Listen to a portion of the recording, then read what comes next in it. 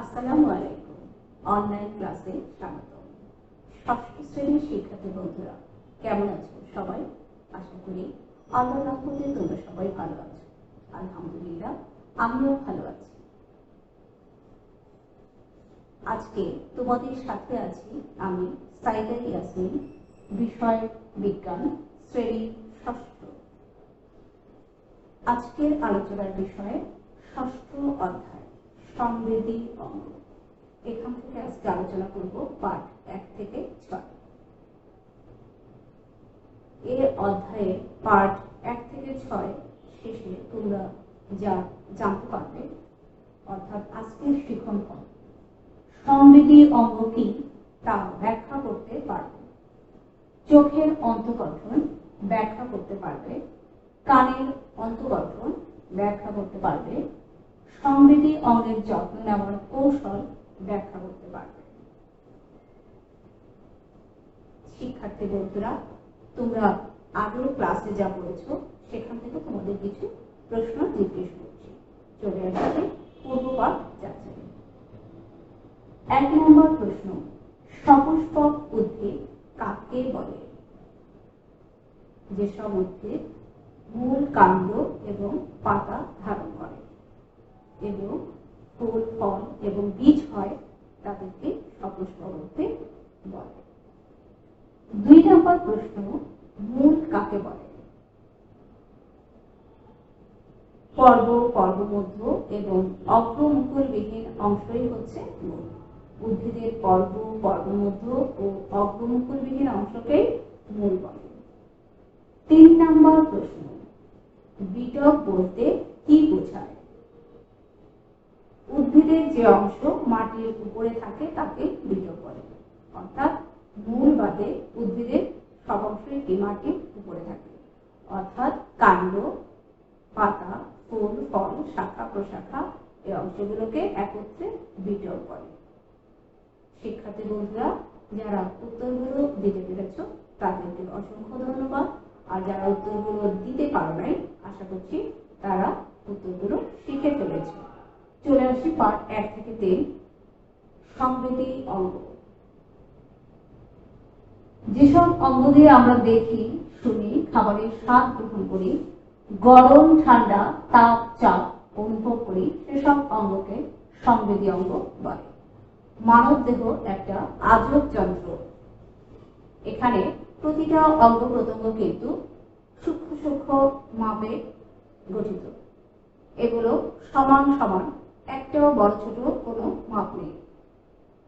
আর এই অঙ্গ প্রত্যঙ্গগুলো কিন্তু নিচের থেকেই সবগুলো কাজ সঠিকভাবে পরিচালনা করে।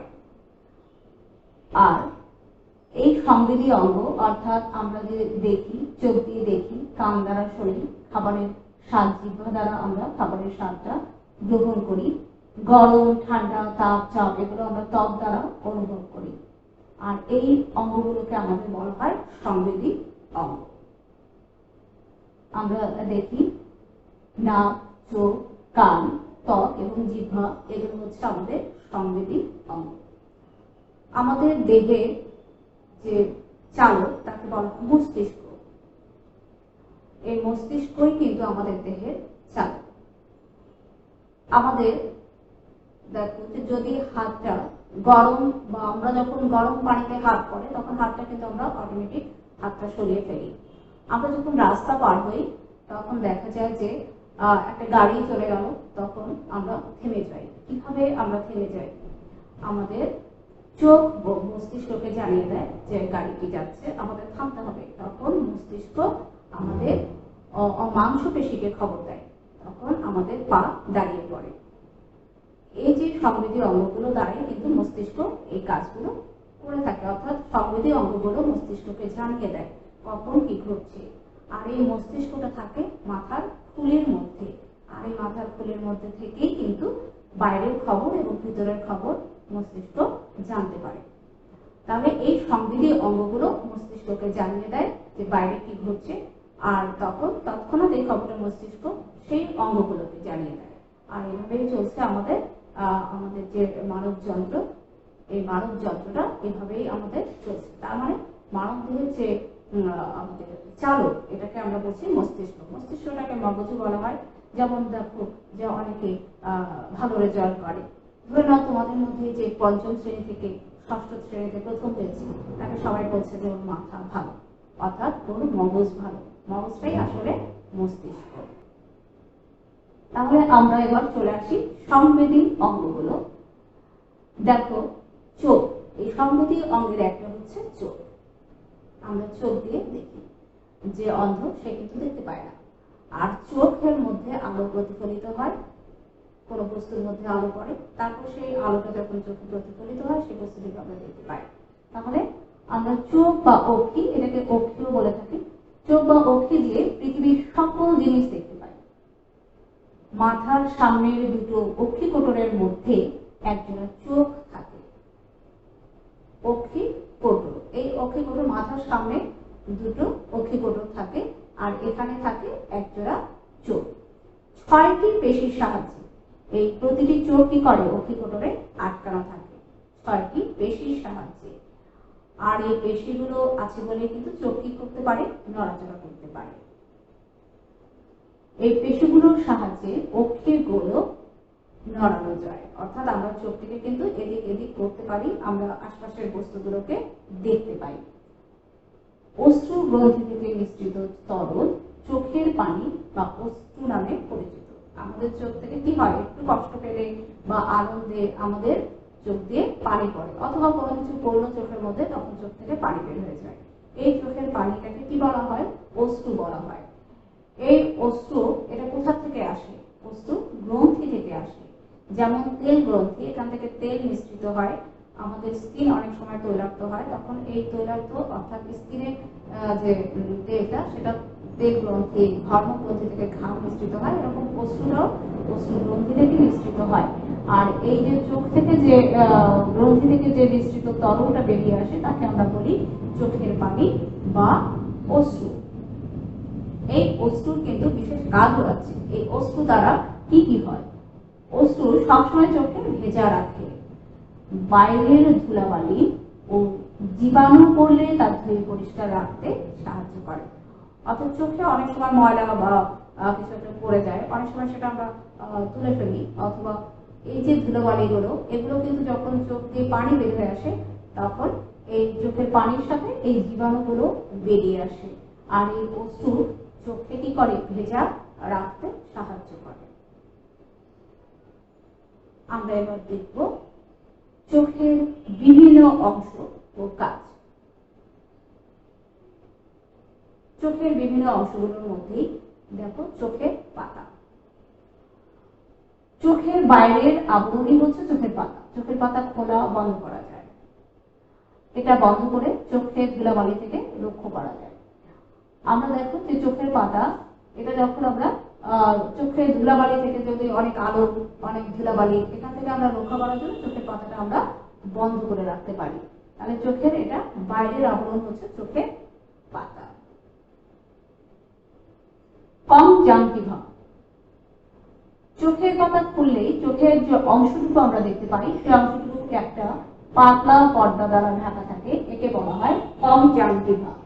এই যে এখানে আমরা চিত্রটা লক্ষ্য করি, এখানে আমরা দেখতে পাচ্ছি এই অংশটা হচ্ছে কনজাংটিভা। চোখে এটা হচ্ছে একটা চোখের অন্তঃগঠনের একটা চিত্র। এখানে দেখো এই যে চোখের এই অংশটা, এটাকে আমরা বলছি কনজাংটিভা। অর্থাৎ চোখের পাতা খুললেই চোখের যে অংশটুকু আমরা দেখতে পাই, সেই অংশটুকুকেই আমরা বলছি কনজাংটিভা। এটা একটা পাতলা পর্দা দিয়ে ঢাকা থাকে, চোখের এই অংশটুকু কি থাকে, পাতলা পর্দা দ্বারা ঢাকা থাকে, এটাকে আমরা বলছি কনজাংটিভা। এবার চলে আসি অক্ষিগোলক। এটি গোলাকার বলের মতো অঙ্গ, গোলাকার বলের মতো অঙ্গ, এটা হচ্ছে অক্ষিগোলক। এর 3টি স্তর, এটা এই গোলকটা 3টি স্তর দ্বারা গঠিত। এবার আমরা চলে আসি স্ক্লেরা। অক্ষিগোলকের একটা স্তর হচ্ছে স্ক্লেরা। অক্ষিগোলকের বাইরের সাদা শক্ত পাতলা স্তরটি হলো স্ক্লেরা। এখানে এই যে বাইরের যে স্তরটা, সেই বাইরের স্তরটাকে বলা হচ্ছে স্ক্লেরা। এটা সাদা শক্ত এবং পাতলা স্তর। এটি চোখের আকৃতি রক্ষা করে। এর ভেতর দিয়ে কোনো আলো প্রবেশ করতে পারে না, অর্থাৎ স্ক্লেরার মাধ্যমে কোনো আলো প্রবেশ করতে পারে না। তাহলে এটা অক্ষিগোলকের বাইরের একটা স্তর, এটা সাদা, শক্ত এবং পাতলা। এই স্তরটি হচ্ছে সাদা, শক্ত এবং পাতলা স্তর। এখানে এর ভেতর দিয়ে কোনো আলো প্রবেশ করতে পারে না। এটা অক্ষিগোলকের একটা স্তর, এই স্তরটার নাম হচ্ছে স্ক্লেরা। কর্নিয়া। স্ক্লেরার সামনের চকচকে অংশটি হলো কর্নিয়া। আমরা এখানে দেখি যে কর্নিয়া কোনটি। স্ক্লেরার সামনের যে অংশটা আছে সাদা চকচকে অংশ, এটাকে আমরা বলছি কর্নিয়া। এই অংশটি একেবারেই স্বচ্ছ, এর ভেতর দিয়ে আলো চোখের ভিতরে প্রবেশ করে। এটা হচ্ছে সামনের অংশটা, এটাকে আমরা বলছি কর্নিয়া। এটা কার সামনে অবস্থিত? স্ক্লেরার সামনে। চকচকে অংশটিকে বলা হচ্ছে কর্নিয়া, একেবারেই শক্ত। এই অংশটি হচ্ছে কর্নিয়া, আর এই অংশটি একেবারেই স্বচ্ছ একটা অংশ। এর ভিতর দিয়ে আলো চোখের ভিতরে প্রবেশ করতে পারে। এর ভিতরে চোখের ভেতরে আলোটা ঢোকে হচ্ছে কর্নিয়া দ্বারা। এটা স্ক্লেরার যে সামনের যে অংশটুকু আছে চকচকে অংশটি, সেটাকে আমরা বলছি কর্নিয়া। এবার আমরা চলে আসি করোয়েড। স্ক্লেরা স্তরের নিচের স্তরটি হচ্ছে করোয়েড। স্ক্লেরার পরের স্তরটিকে বলা হয় করোয়েড। এই যে এটা হচ্ছে স্ক্লেরার পরের অংশ, এটাকে বলা হচ্ছে করোয়েড অংশ। এই অংশটা হচ্ছে করোয়েড। এটা একটা ঘন রঞ্জিত পদার্থের স্তর। এই স্তরটা হচ্ছে ঘন এবং রঞ্জিত পদার্থের স্তর, এটাকে আমরা বলছি করোয়েড। এখানে বহু রক্তনালী প্রবেশ করে। এই স্তরে বহু রক্তনালী প্রবেশ করে, এটাকে বলছি করোয়েড। এটা স্ক্লেরা স্তরের নিচের একটা স্তর। স্ক্লেরা স্তরের পরের স্তরটাই হচ্ছে করোয়েড, আর এটা ঘন রঞ্জিত পদার্থের স্তর। এখানে অনেকগুলো রক্তনালী প্রবেশ করে। এরপরে আমরা চলে আসি আইরিশ। কর্নিয়ার পেছনে কালো গোলাকার একটা পর্দা থাকে। কর্নিয়ার পেছনে কালো গোলাকার যে পর্দাটা থাকে সেটাকে আমরা বলছি আইরিশ। আইরিশের মাঝখানে একটা ছিদ্র থাকে যাকে বলা হয় পিউপিল। আইরিশ পেশি দিয়ে তৈরি, একে আমরা সাধারণত চোখের মণি বলি। তাহলে দেখো যে কর্নিয়ার পেছনে যে কালো গোলাকার পর্দা থাকে একেই বলা হয় আইরিশ। কর্নিয়ার পেছনে কালো গোলাকার পর্দাটাকে বলছি আইরিশ। আইরিশের মাঝখানে যে ছিদ্র থাকে এটাকে বলা হয় পিউপিল। আইরিশটা হচ্ছে পেশি দিয়ে তৈরি, আর এই আইরিশটাকে বলা হচ্ছে চোখের মণি, একে আমরা চোখের মণিও বলে থাকি। আইরিশের পেশিগুলো যখন সংকুচিত প্রসারিত হয় তখন কিন্তু আলো ভেতরে প্রবেশ করতে পারে। এখানে দেখো যে আইরিশের পেশিগুলো, এখানে যে পেশি আছে আইরিশ যে পেশি দ্বারা তৈরি, এই আইরিশের পেশিগুলো কিন্তু সংকুচিত এবং প্রসারিত হতে পারে। এই যে এটাকে আমরা বলছি আইরিশ। দেখো চিত্রে দেখো, এই যে এটা হচ্ছে আইরিশ। তা আইরিশের যে পেশিগুলো আছে সেগুলো সংকুচিত এবং প্রসারিত হতে পারে। আইরিশের পেশি সংকোচন প্রসারণের ফলে পিউপিল কি হয়? ছোট বড় হয়। আমরা যে চোখের মণিটাকে যাকে আমরা বলছি, এটা কি হয়? আমরা যখন আইরিশের পেশিগুলোকে সংকোচন বা প্রসারিত করি তখন চোখের মণি বা আইরিশটা কি হয়? এই পিউপিলটা ছোট বড় হয়। এর ফলে আলো রশ্মিগুলো রেটিনায় প্রবেশ করে। এরপরে আমরা চলে আসি লেন্স। পিউপিলের পেছনে একটি দ্বিউত্তল লেন্স থাকে। লেন্সটির মাঝখানে দুই দিক উঁচু, আগাটা সরু। লেন্সটি এক বিশেষ ধরনের সিলিয়ারি পেশি দ্বারা আটকানো থাকে। এই লেন্সটিতে যে পেশিগুলো থাকে সেগুলোর নাম হচ্ছে সিলিয়ারি পেশি। এই পেশিগুলো সংকুচিত ও প্রসারিত হতে পারে। এদের সংকোচন প্রসারণ দরকার মতো লেন্সের আকৃতি পরিবর্তন করতে পারে। অর্থাৎ আমরা দেখলাম যে লেন্সে যে পেশি থাকে এই পেশিগুলো কিন্তু সংকোচন প্রসারণ হতে পারে ইচ্ছে মতো, আর এই এদের যে সংকুচিত এবং প্রসারিত হয় যার কারণে কিন্তু লেন্সের আকৃতিটা কিন্তু পরিবর্তন হতে পারে। এবার আমরা চলে আসি রেটিনা। রেটিনা হচ্ছে অক্ষিগোলকের সবচেয়ে ভেতরের স্তর। এটা হচ্ছে একটা আলোক সংবেদী স্তর। এটা গোলাপি রঙের একটা স্তর। চোখে যে গোলাপি, হালকা গোলাপি রঙের স্তরটা আছে সেটাই হচ্ছে রেটিনা। এটা আলোক সংবেদী স্তর। এখানে কিন্তু আলোটা পড়ে, চোখের ভেতরে প্রবেশ করার পরে এখানে এই আলোটা পড়ে। তাহলে রেটিনা অক্ষিগোলকের সবচেয়ে ভেতরের একটা স্তর, এটি একটি আলোক সংবেদী স্তর। এখানে দুই ধরনের কোষ রয়েছে, একটা হচ্ছে রড, একটা হচ্ছে কোর। তাহলে রেটিনায় আমরা দুটি কোষ পাচ্ছি, একটা হচ্ছে রড কোষ আর একটা হচ্ছে কোন কোষ। চোখের লেন্সটি চক্ষু গোলকের সামনে ও পেছনে দুই অংশে বিভক্ত করে। এই অংশগুলোকে বলা হয় প্রকোষ্ঠ। সামনের প্রকোষ্ঠে জলীয় এবং পেছনের প্রকোষ্ঠে এক বিশেষ ধরনের জেলের মতো তরল পদার্থ থাকে, যা চক্ষু গোলককে আলোক রশ্মি প্রবেশ, পুষ্টি সরবরাহ এবং চক্ষু গোলকের আকার বজায় রাখতে সাহায্য করে। এবার আমরা চলে আসি চোখের যত্ন। চোখের যত্ন আমরা কিভাবে নেব? চোখ কিন্তু আমাদের দেহের একটা ইম্পর্টেন্ট অংশ, অর্থাৎ গুরুত্বপূর্ণ একটা অঙ্গ হচ্ছে চোখ। চোখ একটা কোমল অঙ্গ, খুব যত্নে একে রাখতে হবে। যদি আমরা চোখের যত্ন না নিই তাহলে কিন্তু চোখ কিন্তু নষ্ট হয়ে যাওয়ার সম্ভাবনা আছে, চোখের পাওয়ার কমে যাবে, চোখ আমরা বিভিন্ন ধরনের অসুখ হতে পারে। তাহলে আমাদের চোখের যত্নটা খুব বেশি পরিমাণে দরকার। আমরা দেখি যে ঘুম থেকে ওঠে অথবা বাইরে থেকে আসার পর অবশ্যই পরিষ্কার পানি দিয়ে চোখটাকে কি করতে হবে? ধুয়ে পরিষ্কার করতে হবে। চোখটাকে ধুয়ে আমাদের পরিষ্কার করে নিতে হবে। চোখ মোছার জন্য পরিষ্কার কাপড় ব্যবহার করতে হবে। আমরা ময়লা কাপড় চোখের মধ্যে দিতে পারবো না, আমাদের অবশ্যই চোখের মধ্যে কি দিতে হবে? পরিষ্কার কাপড় দিয়ে আমাদের চোখটাকে মুছে ফেলতে হবে। 3 নম্বর দেখো, নিয়মিত সবুজ শাকসবজি ও রঙিন ফল খাওয়া। অবশ্যই আমাদের শাকসবজি খাওয়ার অভ্যাস করতে হবে। তোমরা অনেকেই কিন্তু এই শাকসবজি খেতে চাও না, আবার ফলমূল গুলো বেছে বেছে খাও। তাহলে আমাদের এই শাকসবজি এবং ফলমূল এগুলো কিন্তু খেতে হবে, এবং সব ধরনের খাবার খেলেই কিন্তু আমাদের চোখ বা স্বাস্থ্য সবগুলো আমাদের ভালো হবে এবং রোগ প্রতিরোধ ক্ষমতাগুলো আমাদের বাড়বে।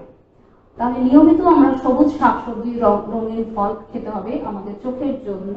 এগুলোতে ভিটামিন এ থাকে আর এগুলো চোখের জন্য খুবই ভালো। ভিটামিন এ আমাদের চোখের জন্য ভালো। এগুলো খেলে রাতকানা হওয়া থেকে এড়ানো যায়। অর্থাৎ রাতকানা হচ্ছে একটা রোগ যেটা রাতের বেলা আবছা দেখে, যার এই রোগটা হয় সে রাতের বেলা আবছা দেখে, একটু সন্ধ্যা লেগে গেলেই সে রাতের বেলা আর দেখতে পায় না, সে যথেষ্ট পরিমাণে আবছা দেখে। আর এই রাতকানা রোগ হলে ডাক্তারের পরামর্শ নিয়ে চিকিৎসা নেওয়া অবশ্যই জরুরি। আর রাতকানা রোগ যেন না হয় এজন্য ভিটামিন এ ক্যাপসুল দেয়। অথবা আমাদের দেখো যে এই সবুজ শাকসবজি এবং রঙিন ফলমূল গুলো খেতে হবে, তাহলে আমাদের ভিটামিন এ জাতীয় যে এর যে অভাব সেটা পূরণ হবে। এরপরে আমরা চলে আসি পার্ট 4 থেকে 5, কান বা কর্ণ। কান কান আমাদের একটা শ্রবণ অঙ্গ। আমাদের মাথার দুই পাশে দুটি কি আছে? কান আছে। এই কানগুলো আমাদের দেহের ভারসাম্য রক্ষা করে। আমাদের মাথার দুই পাশে দুটো কান বা কর্ণ আছে, কানকে আমরা বলি কর্ণ। কর্ণ বা কান আমাদের শুনতে ও দেহের ভারসাম্য রক্ষার প্রধান অঙ্গ হিসেবে কাজ করে। আমরা ভারসাম্য বলতে আমরা যে হাঁটা চলা করি, তারপরে আমাদের বিভিন্ন অঙ্গগুলো ধারণ করা, এগুলো আমাদের যে কান আছে, এই দুটো কানই কিন্তু আমাদের দেহের ভারসাম্যটাকে রক্ষা করে। আর এই কান আছে বলেই আমরা কিন্তু শুনতে পাই। আমাদের কান 3টি অংশে বিভক্ত, একটা হচ্ছে বহিকর্ণ, মধ্যকর্ণ এবং অন্তকর্ণ। আমাদের কানটাকে কয়টি অংশে ভাগ করা হয়েছে? 3টি অংশে, একটা বহিকর্ণ, মধ্যকর্ণ এবং অন্তকর্ণ। বহিকর্ণ বাইরের যে অংশটা আছে সেটাকে আমরা বাইরের দিকের অংশটা, যে অংশটা আমরা দেখতে পাচ্ছি সেই অংশটাই হচ্ছে পিনা। এই বহিকর্ণটা দেখো, বহিকর্ণ কি কি দ্বারা গঠিত? পিনা আছে, কর্ণকুহর আছে আর কর্ণপটহ। এই 3টি অংশ নিয়ে আমাদের বহিকর্ণটা গঠিত। পিনা, কর্ণকুহর, কর্ণপটহ। তাহলে আমরা এখানে এই যে কানের চিত্রটা দেখো, এখানে দেখানো হচ্ছে, এটা হচ্ছে বহিকর্ণ, মধ্যকর্ণ এবং অন্তকর্ণ। 3টা পার্ট আছে। একটা প্রথম পার্টটা হচ্ছে বহিকর্ণ, মধ্যকর্ণ এবং অন্তকর্ণ।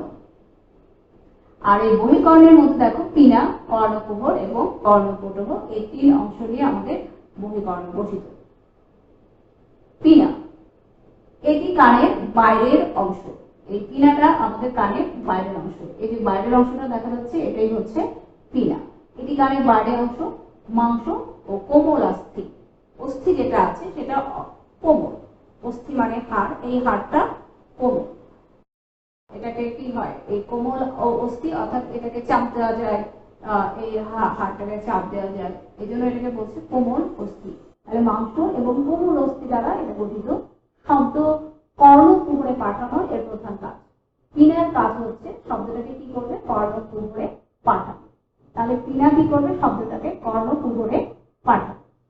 আচ্ছা, এই শব্দটা কি হচ্ছে, কর্ণকুহরে যাচ্ছে, তারপরে পর্দায় যাবে। তাহলে আমরা এবার দেখে নিই কর্ণকুহর কি। পিনা একটি নালীর সাথে যুক্ত থাকে, এই নালীটিকেই বলা হয় কর্ণকুহর। পিনাটা কার সাথে যুক্ত থাকে, একটা নালীর সাথে যুক্ত থাকে, সেই নালীটাকে বলা হয় কর্ণকুহর। পিনা একটা নালীর সাথে যুক্ত থাকে, এটাকে বলা হয় কর্ণকুহর। এবার চলে আসি কর্ণপটহ। কর্ণকুহর শেষ হয়েছে একটি পর্দায়, এটা একটা পর্দা, এই কর্ণকুহরটা একটা পর্দায় শেষ হয়, এই পর্দাটাকে বলা হয় কর্ণপটহ। কর্ণপটহ বহিকর্ণের শেষ অংশ। তাহলে কর্ণপটহটা হচ্ছে একটা পর্দা, কর্ণকুহর হচ্ছে একটা নালী, আর পিনা হচ্ছে একটা কোমল অস্থি দ্বারা গঠিত একটা অংশ, এটা হচ্ছে পিনা। এরপরে আমরা আসি মধ্যকর্ণ। বহিকর্ণ ও অন্তকর্ণের মাঝখানে অবস্থিত হচ্ছে মধ্যকর্ণ। বহিকর্ণ, অন্তকর্ণ এর মাঝখানে অবস্থিত হচ্ছে মধ্যকর্ণ।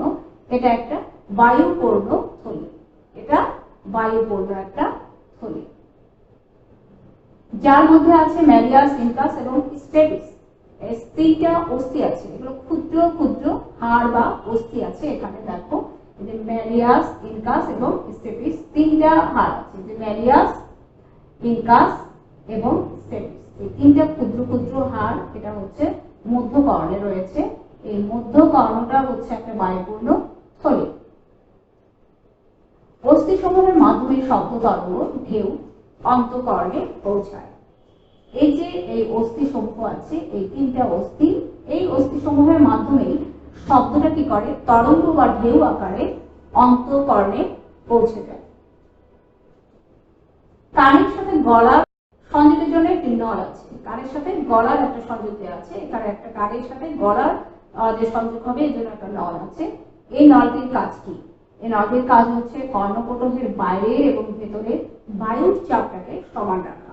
এই নলটার কাজ হচ্ছে কর্ণপটহের বাইরের এবং ভেতরে বায়ুর চাপ সমান রাখা। এই বায়ুর চাপটাকে সমান রাখছে কি, এই নলটা, যেটা কানের সাথে গলা এবং কানের একটা সংযোগ নল দেওয়া আছে। এই নলটা কি করছে, বায়ুর চাপটাকে সমান রাখছে।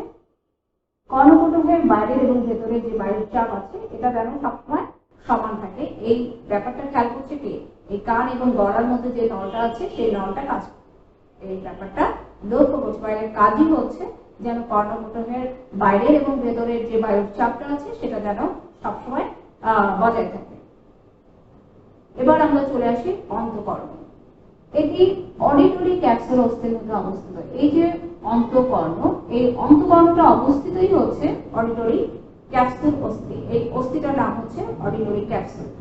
এই অডিটরি ক্যাপসুল অস্থির মধ্যে এই অন্তকর্ণটা অবস্থিত। অন্তকর্ণটার দুটো প্রকোষ্ঠ আছে। এক নম্বর প্রকোষ্ঠ দেখো ইউট্রিকুলাস, এক নম্বর যে প্রকোষ্ঠ এটাকে বলা হয় ইউট্রিকুলাস। অন্তকর্ণের এই প্রকোষ্ঠটি তিনটি অর্ধবৃত্তাকার নালী দিয়ে গঠিত। অন্তকর্ণের মধ্যে দুটো প্রকোষ্ঠ আছে, যে ইউট্রিকুলাস যে প্রকোষ্ঠ সেটা তিনটি অর্ধবৃত্তাকার নালী দ্বারা গঠিত, তিনটি অর্ধবৃত্তাকার নালী দ্বারা গঠিত। এদের ভিতরে আছে খুব সূক্ষ্ম লোমের মতো স্নায়ু এবং রস থাকে, স্নায়ু থাকে এবং রস থাকে, খুব সূক্ষ্ম সূক্ষ্ম এটা লোমের মতো স্নায়ু থাকে, আর কি থাকে, রস থাকে। নালীর ভিতরে রস যখন নড়ে বা আন্দোলিত হয় তখনই স্নায়ুগুলো উদ্দীপ্ত হয়ে যায়। যখনই এই রসটা নড়ে তখন এই স্নায়ুটা উদ্দীপ্ত হয়, আর এই উদ্দীপনাটা মস্তিষ্কে চলে যায়। এদের মধ্যে একটা উদ্দীপনা সৃষ্টি হয়, যখনই রসটা নড়াচড়া করে তখন এদের মধ্যে একটা উদ্দীপনা একটা সৃষ্টি হয়। যখনই শব্দ, এখানে শব্দ তরঙ্গটা ভেতরে প্রবেশ করে তখনই এই রসটা কি হয়, নড়াচড়া শুরু হয়ে যায়, আন্দোলিত হয়, আর তখন এই উদ্দীপনাটা, এই যে উদ্দীপ্ত হয় উদ্দীপনাটা তখন কি হয়, মস্তিষ্কে প্রেরণ করে, মস্তিষ্কে সেটা পৌঁছে যায়। এবার আমরা চলে আসি স্যাকুলাস। আরেকটা প্রকোষ্ঠ হচ্ছে অন্তকর্ণের, আরেকটা প্রকোষ্ঠ হচ্ছে স্যাকুলাস। অন্তকর্ণের এই প্রকোষ্ঠের চেহারাটা অনেকটা শামুকের মতো পেঁচানো, নালিকার মতো। এই যে দেখো, এই যে এটা অন্তকর্ণের, এটাকে আমরা বলছি ককলিয়া। দেখো ককলিয়া, এটা শামুকের মতো, নালিকা আবার শামুকের মতো পেঁচানো, দেখো পেঁচানো নালিকার মতো, শামুকের মতো পেঁচানো নালিকার মতো। ঠিক আছে, এটাকে আমরা বলছি কক্লিয়া। এটা অন্তকর্ণ, এটা মধ্যকর্ণ, এটা অন্তকর্ণ।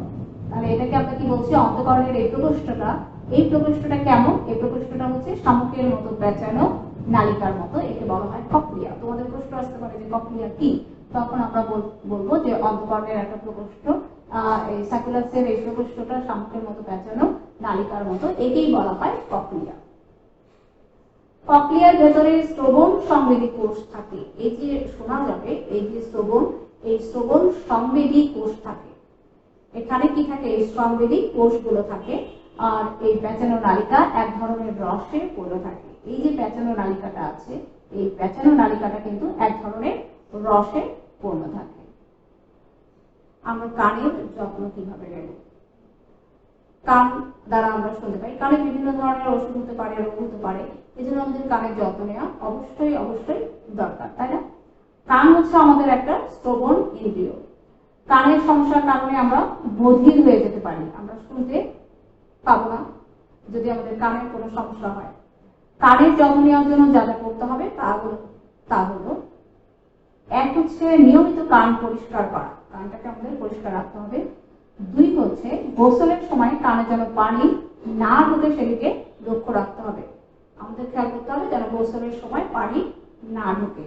কানে বাইরে কোনো বস্তু বা পোকামাকড় ঢুকলে ডাক্তারের পরামর্শ নিতে হবে। যদি কানে কখনো পানি ঢোকে, সেই কানে পানি কিন্তু আমাদের কটন বা যে কোনো কিছু দিয়ে কানে পানি বের করে ফেলতে হবে, যেন কানে পানি ভেতরে না প্রবেশ করতে পারে। আমরা চলে আসি পার্ট 6। পার্ট 6 তোমাদের জন্য একটা কাজ রয়েছে, এই কাজটা আমরা করব। কাজটা কি, মডেল বা চার্টের সাহায্যে কানের বিভিন্ন অংশগুলো চিনে নাও। আমাদের বইয়ে চিত্র আছে, আর এখানে অনলাইনে তোমাদের যে চিত্রটা দিয়েছি, এখান থেকে তোমরা সাহায্য নেবে। অন্তকর্ণ, মধ্যকর্ণ এবং বহিকর্ণ এর অংশগুলো চিনবে। মডেল বা চার্টের সাহায্যে কানের বিভিন্ন অংশগুলো চিনে নাও, অর্থাৎ অংশগুলো তোমরা নামগুলো অবশ্যই তোমরা জানবে। আর এবার খাতায় মানুষের কানের একটি চিত্র এঁকে অংশগুলোর নাম লিখো। তোমরা একটা খাতায় সুন্দর করে এই চিত্রটা আঁকবে এবং এই অংশগুলো নামগুলো লিখবে, অর্থাৎ কানের চিত্র এঁকে এটা চিহ্নিত করবে, বিভিন্ন অংশের কাজগুলোকে উল্লেখ করবে।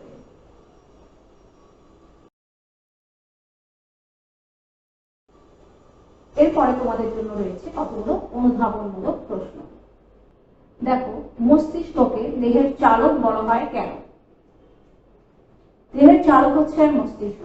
আমরা চোখ দিয়ে দেখি, কান দিয়ে শুনি, জিহ্বা দিয়ে স্বাদ গ্রহণ করি, ত্বক দিয়ে ঠান্ডা গরম ইত্যাদি অনুভব করি। এজন্যই অঙ্গগুলোকে বলা হয় সংবেদী অঙ্গ।